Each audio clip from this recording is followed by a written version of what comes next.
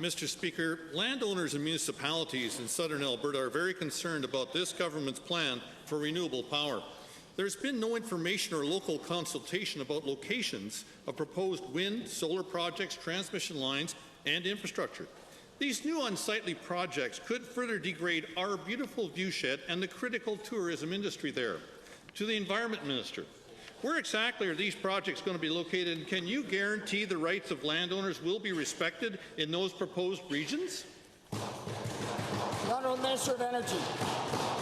Thank you, Mr. Speaker. We have introduced new legislation, the Renewable Electricity Act, and in that act we do speak of environment impact assessments depending on the size of the project.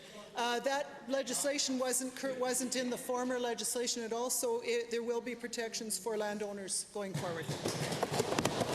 Supplemental. Well, Mr. Speaker, I don't think we heard where they're going to go. Landowners have heard that stuff before, and now there is a continued lack of trust.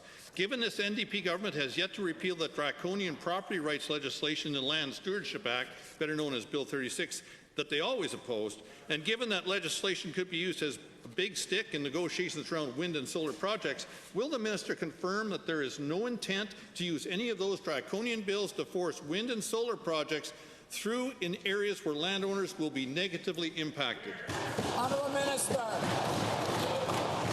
Thank you for the question. The new legislation is going to enable projects to be built.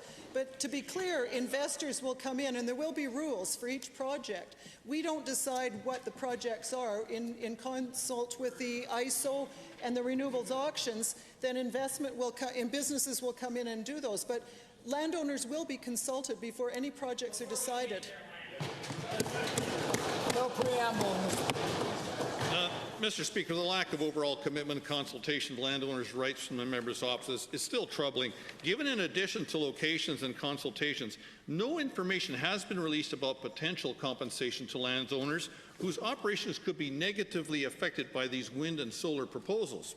Will the minister confirm today that all landowners affected by these changes will be fully compensated at fair market value, or is expropriation a high possibility? Minister of Energy.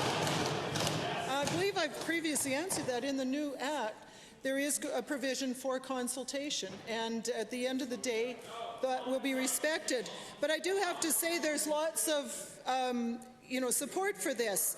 The Mayor of Stirling said, I think there is great opportunity for us to do something here in considering wind farms.